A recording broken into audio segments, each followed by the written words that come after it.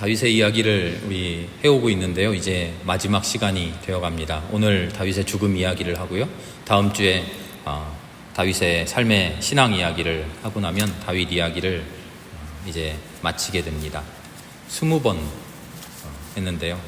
다윗 이야기를 마치고 그 다음 주가 마침 제가 총회에 가는 주일이에요. 그래서 한 주간 이제 저는 오지 못하고요. 이은정 목사와 함께 한 주간 예배 드리고 그 다음 이야기 무얼 할까 지금 계속 준비하고 있는데요. 또 여러분과 함께 또 우리의 신앙에 좋은 인물 선택해서 그 삶과 그 신앙에 대해서 함께 나누려고 합니다. 다윗도 이제 죽을 날이 되었습니다. 죽음은 삶의 끝일까요? 삶은 죽음으로써 완성됩니다. 아름답게 살아낸 그 삶은 마지막에 아름답게 죽음으로써 완성되죠. 어떤 죽음은 병마로 인하여 아픈 슬프게 죽는 그런 죽음도 있고요. 황망하게 길에서 죽는 그런 죽음도 있고요.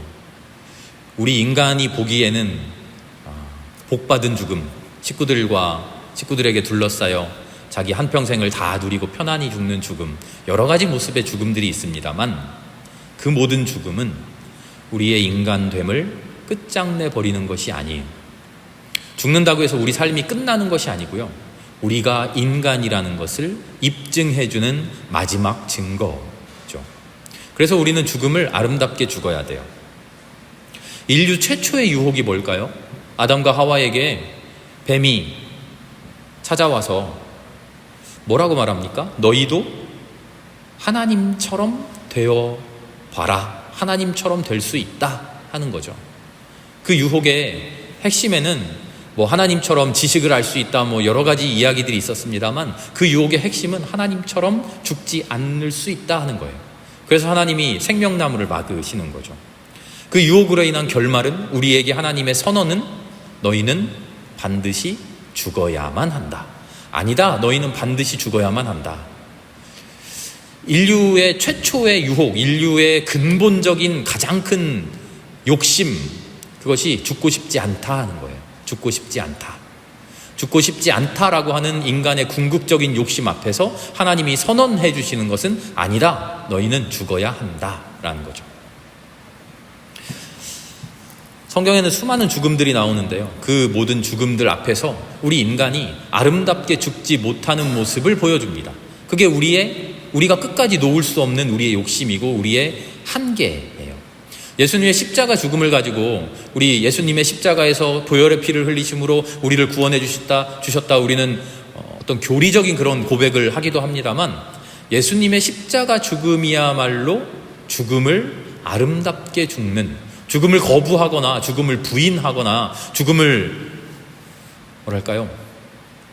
거절하거나 나쁜 것으로 치부하지 않고 죽음을 아름다운 죽음으로, 죽음을 기꺼이 받아들이고 그 죽음을 감사하고 즐거워하고 누리는 그 죽음의 모습을 예수님이 보여주신 것이죠.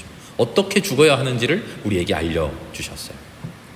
이제 오늘 다윗의 죽음 이야기를 함께 나누려고 합니다. 다윗 자신의 죽음에는 안타깝게 아름다운 숭고함이 없어요. 40년을 이스라엘을 다스린 최고의 왕, 지금까지도 이스라엘의 최고의 왕 하면 다윗 왕을 쳐주는데 다윗 왕의 죽음 앞에 온 백성이 둘러앉아 그를 애도하고 그를 추억하고 그를 찬양하고 그에게 감사하고 그를 위로하고 같이 슬퍼해주는 그 모습이 단 한 구절도 나오지 않아요. 오히려 다윗의 죽음 앞에 온통 싸움판으로 인간의 흉악한 그 본 모습이, 감추어 두었던 그 본 모습이 적나라하게 드러나는 그런 모습을 보여주죠. 가족들에게 둘러싸여서 사랑의 말, 감사의 말을 들으면서 평화롭게 죽지도 못하고 반목하고 속고 속이는 집안 싸움의 한가운데에서 다윗은 그렇게 쓸쓸하게 죽어갑니다. 오늘 이야기의 제목을 다윗과 아비삭 그리고 아비삭 이야기를 1절부터 4절까지 읽었는데요. 아비삭에 대한 이야기가 구체적으로 나오지는 않습니다만 제가 그냥 상상해 본 거예요. 이런 다윗의 죽음을 둘러싸고 다윗을 제대로 존중하고 다윗의 죽음을 슬퍼하고 애도하는 사람이 아무도 없는 가운데 아비삭마는, 이 수넴 처녀 아비삭마는 다윗을 존엄히 생각하며 다윗의 죽음을 애도하지 않았을까 생각해 본 거죠. 아비삭은요, 인간의 존엄성을 빼앗긴 사람이에요. 사람으로서 자기의 꿈도 있고 자기의 생각도 있고 의지도 있어서 나 이렇게 살아야지 하고 그렇게 살아가는 삶이 아니라 수단이 되어서, 도구가 되어서 늙은 왕을 힘 좀 돋워줄 요량으로 데려온 그런 여인이에요. 도구로, 물건으로 사용되는 존중받지 못한 존재죠. 그런데 오히려 그렇게 자신의 존엄성을 말살당한 아비삭이 다윗의 존엄성을 마지막 죽음의 순간에 그 존엄성을 공경해주는 그런 모습을 보여준다는 거죠. 이게 성서가 우리에게 보여주는 아이러니예요. 잘난 사람들이 잘난 세상을 만들어가지 않아요. 하나님의 질서 앞에는요, 인간적인 잘남, 인간적인 힘, 능력, 권력, 지력, 지식 이런 게 아무 소용없어요. 이사야서에서 하나님이 분명히 말씀하시잖아요. 너희의 잘남은 아무리 잘나봐야 나의 못남에도 미치지 못한다.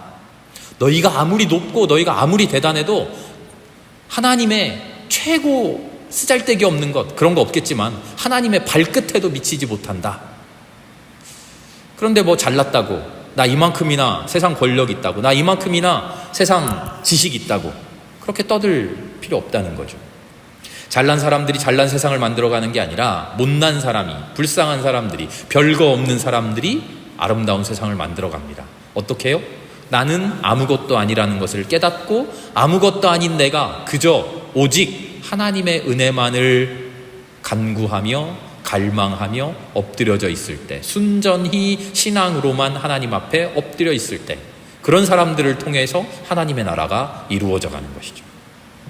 특출난 능력을 가진 게 아니라 오늘 아비삭처럼 오히려 자기의 존엄성이 말살되어서 왕에게, 궁정에 끌려와가지고 도구로 사용되는, 누가 그러더라고요. 인간 보일러? 그렇게 사용되는 이런 여인을 통해서 오히려 다윗의 존엄성이 드러나는 거죠. 다윗의 죽음 앞에서요, 오늘은 1절부터 4절까지 읽었는데요, 그 뒤의 이야기들을 보면 세 가지 부류의 사람들을 우리는 만나게 돼요. 첫 번째 부류의 사람들은 다윗의 신하들입니다. 다윗의 신하들은요, 다윗의 죽음 앞에서 이 죽음을 해결해야 될 문제처럼 생각합니다. 아픈 다윗, 이 다윗을 어떻게 회복시킬 것이냐, 어떻게 다윗을 회복시켜서 왕권이 흔들리지 않게 할 것이냐, 쓸쓸히 죽어가고 있는 마지막 삶을 마감하고 있는 다윗에게 그 삶을 돌아보고 그 삶을 존중하고 그 삶을 영광스럽게 하는 인간적인 존엄성을 찬양하는 그런 신하들이 아니라, 이 왕이 죽으면 안 되는데, 그럼 우리에게 큰일 나는데 이 문제 어떻게 해결해야 되지? 하고 접근하는 거죠. 다윗을 병석에서 일으켜서 건강하게 만들려고 해요. 예전과 같은 강인한 왕으로 세우려고 해요. 나름대로 할 수 있는 일을 합니다. 1절을 보면 이불을 덮어도 따뜻하지 않았다 그랬죠? 이불을 더 많이 덮어줘요. 따뜻하게 하고, 보일러도 틀어드리고, 에어컨도 조절합니다. 히터도 틀어드리고. 그런데 그걸로 되지 않아요. 온갖 수많은 의사, 의술 다 썼겠죠? 그것도 되지 않으니까 이제 마지막 민간요법, 주술 이렇게 하면 된다더라 하는 아무 근거 없는 이야기까지도 의지합니다. 왜요? 문제를 해결해야 되니까요. 그래서 젊은 처녀를 수넴에서 데려다가 시중 들게 하죠. 신하들은 다윗의 병을 치료하는 일에 실패합니다.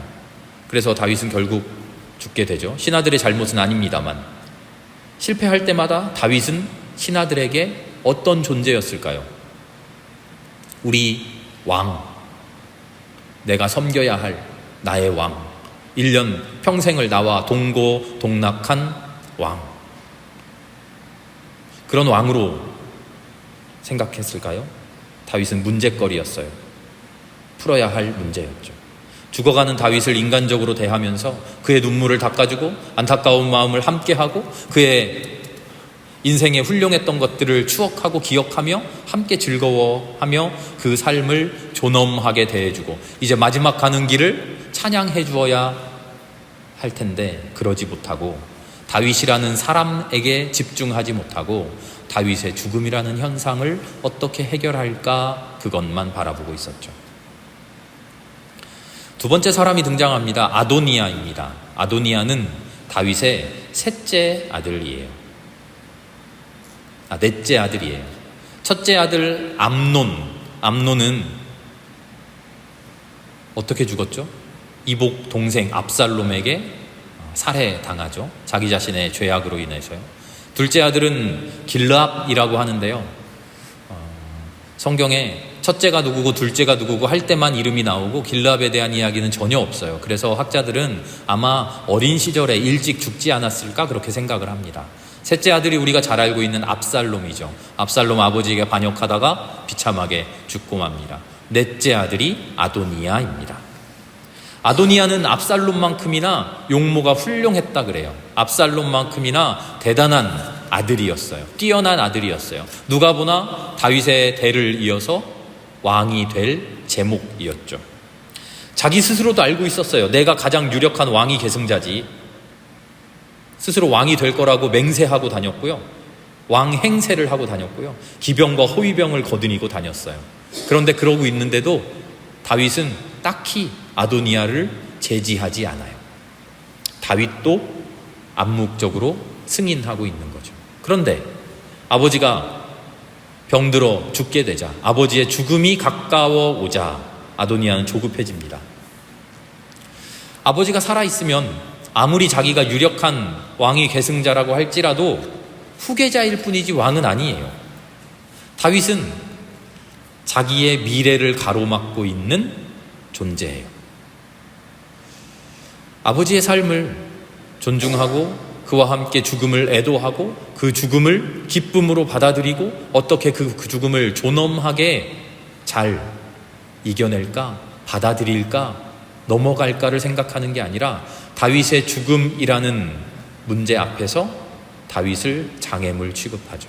혹시라도 아버지가 죽기 직전에 갑자기 이상한 생각이 들어서 나 말고 다른 후계자를 임명하면 어떡하지? 다윗의 죽음이라는 것이 아도니아에게는 자기가 왕이 되는 일에 장애물이었어요. 실제로 우리의 삶을 가장 힘들게 하는 것은요, 다른 사람이에요. 다른 사람의 삶이에요. 지난번에 8.15 광복 즈음에 TV에서 다큐멘터리 하는 거 봤는데요. 만세운동 하다가 잡혀가신 분들 감옥 안에 앉지도 못하게 꽉꽉 밀어 넣는다 그러잖아요. 증언을 들었는데 감옥 안에서 제일 힘들었던 게 뭐냐 했더니 뭐 밥을 못 먹는 거, 뭐 고문당하는 거, 채찍질 당하는 거, 뭐 더러운 거, 더운 거, 수많은 것들이 있는데 한 분이 이런 기록이 있어요. 감옥 안에 같이 있는데 내 마음속에 내 옆에 있는 사람이 너무나 밉다는 거예요. 수많은 사람들이 있으니까 이 사람의 존재 자체가 너무나 싫은 거예요. 이 사람 때문에 제대로 자지도 못하고 이 사람 때문에 불편하고 이 사람 때문에 힘든 거예요. 그래서 사람이 미워지더래요. 그게 제일 힘들었대요. 같이 만세운동하고 같이 독립을 위해서 싸웠던 동지고 내 형제고 내 이웃이고 내 가족인데 그 사람이 미워지더래요. 타인의 삶은 나의 삶을 제한하는 거예요. 나를 힘들게 만들어요. 아무리 가까운 사람들이요. 아니 오히려 가까운 사람이 나의 삶을 가장 제한해요.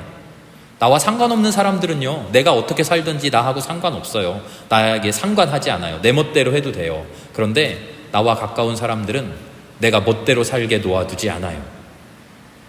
내가 제 멋대로 살려면 내 가까운 가족들이, 이웃들이 없어져야 돼요. 우리에게는 때때로 인간이 아니라 신처럼 되고자 하는 욕망이 있어요. 나 멋대로, 내 뜻대로, 내 마음대로, 내 원한 바대로. 그런 나를 못하게 막는 것이 나의 가까운 가족이고 친구들이죠. 그들만 없다면 내 마음대로 왕행세를 하면서 내 집에서 내 멋대로 살 텐데 상상하는 거죠.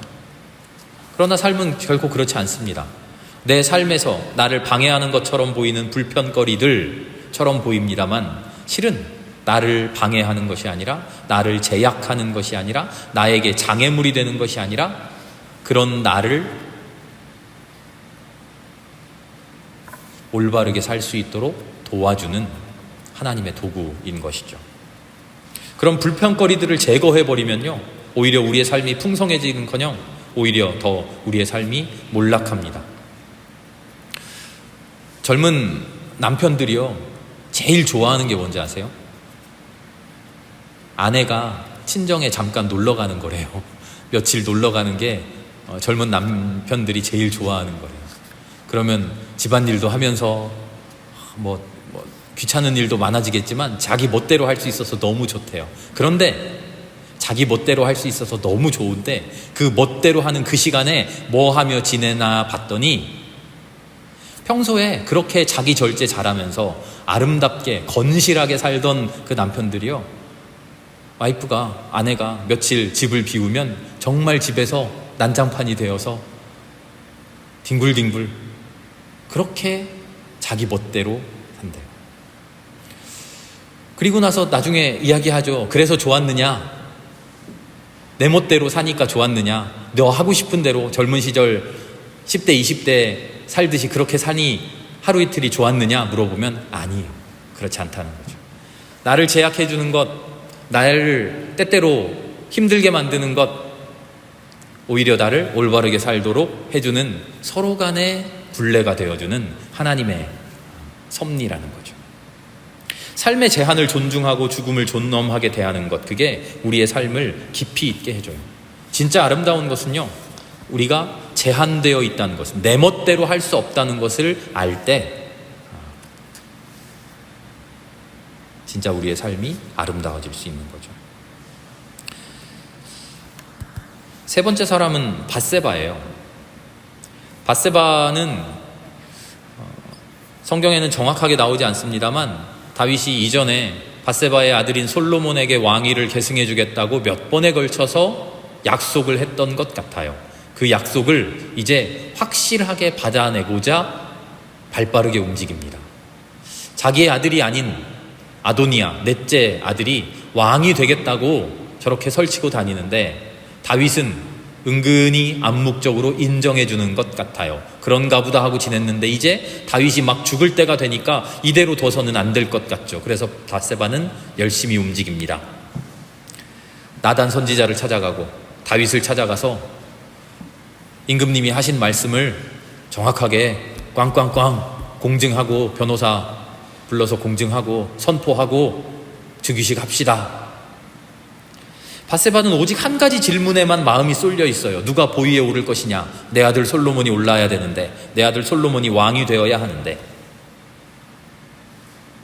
지금 다윗은 죽어가고 있어요. 인간의 존엄한 삶의 마지막 단계에서 그 존엄함을 모든 사람들이 존중해줘야 되고, 그를 위로해줘야 되고, 그를 칭찬해줘야 하고, 그의 삶을 아름답게 살았다고 인정해주고 박수 쳐주면서 아름답게 그를 보내주어야 하죠. 그러나 밧세바는 다윗의 죽음의 존엄함에는 관심이 없어요. 자기가 이루어야 할 목적의식, 내가 완수해야 될 나의 책임, 나의 숙제, 그거를 빨리 풀어야만 해요. 의무. 다윗의 죽음 곁에 함께 있었던 사람들, 그들의 모습을 보면서 많은 사람들이 이런 식으로 죽음을 대하는 것을 우리는 알게 돼요.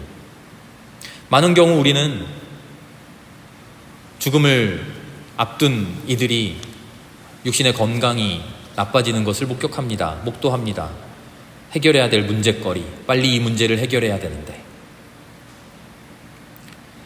혹은 잡아야 할 기회, 이 기회를 놓치면 안 되는데, 혹은 넘어서야만 하는 장애물, 해결해야만 하는 문제, 수행해야만 하는 책임.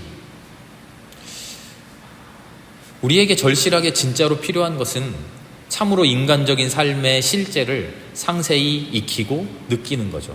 죽음이라고 하는 것을 근본적인 경험으로 삼는 거죠. 성경은 아비삭에 대해서 많은 이야기를 풍부하게 전해주지 않습니다. 아무 이야기도, 구체적인 이야기도 전해주지 않아요. 그러나 신하들의 이야기 곁에, 밧세바의 이야기 곁에, 아도니아의 이야기 곁에 그저 이름 하나 건조하게 나오는 그 모습을 통해 우리는 상상해 봅니다. 많은 사람들이 평생을 신하라고, 평생을 아내라고, 평생을 아들이라고 그렇게 친밀하게 지냈던 사람들이 죽음 앞에서 그의 존엄성을 높여주기는커녕 해결해야 될 문제, 넘어서야 할 장애물, 풀어야 할 숙제, 그렇게 취급하고 있는 동안에 묵묵히 다윗의 곁을 지키면서 다윗의 죽음을 존엄한 그 자체로 인정하고 함께 슬퍼하고 함께 위로하고 함께 감사하고 있었던 그런 존재가 아니었을까요? 죽어간다고 하는 것을 그냥 함께 슬퍼해주는, 존중해주는 벗, 살아있음을 함께 해주는 벗, 그 마지막 삶을 끝까지 곁에 묵묵히 지켜주는 벗. 아비삭이 아마 다윗의 곁에 이런 사람으로 남아있지 않았을까 우리는 상상해 봅니다. 죽음은 우리가 달려가야 할 모든 길을 끝까지 달리고 나면 마지막에 찾아오는 게 아니에요. 우리가 달려가야 할 그 길이, 그 길에 죽음도 포함되어 있죠. 마지막까지 달려야 할 가장 아름다운 길이고 가장 어려운 길이고 가장 숭고한 길입니다. 우리는 우리의 삶을 아름답게 살면서 마지막 그 길을 어떻게 갈까 끊임없이 고민해야 돼요. 죽음이라고 하는 것은 살고 난 다음에 그냥 당연히 찾아오는 게 아니라 죽음까지를 어떻게 살아내야 할까를 우리는 열심히 고민해야죠. 다른 사람의 죽음 곁에서, 나의 죽음 곁에서 나의 길을 끝까지 갈 수 있기 위해 마지막 길을 존중하고 존경하며 그렇게 함께 할 수 있는 그런 우리가 될 수 있기를 바랍니다. 그러기 위해 그리스도의 죽음을 매일매일 떠올리며 묵상할 수 있기를 바랍니다. 우리의 죽음이 그런 죽음 될 수 있기를, 내 이웃의 죽음이, 내 가족의 죽음이 그런 죽음 될 수 있도록 그를 위로해주고 존중해주고 함께 할 수 있기를 우리가 그런 사람들 될 수 있기를 기도합니다. 함께 기도하겠습니다.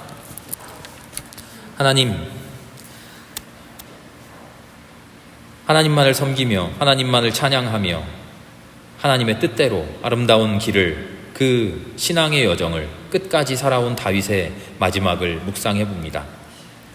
다윗의 그 삶이 이제 마감하는데 그의 곁에는 그와 함께 그를 존중해주고 그를 슬퍼해주고 그를 칭찬해주고 그를 위로해주는 사람이 남아있지 않은 것을 보게 됩니다. 하나님, 우리의 삶은 어찌해야 할까요? 우리의 죽음은 어찌해야 할까요? 죽음 앞에 우리는 어떤 태도로, 어떤 마음가짐으로, 어떤 모습으로 죽음을 맞이해야 할까요? 이웃의 죽음 곁에서 우리는 그 죽음을 어떻게 함께 해줘야 할까요? 다윗의 모습을 보며 우리의 삶을 아름답게 끝까지 살아내기 위해 고민해 봅니다. 주님, 그 고민에 성령으로 함께 해주시고 인도해 주시옵소서. 모든 말씀 예수님의 이름으로 감사하며 기도합니다.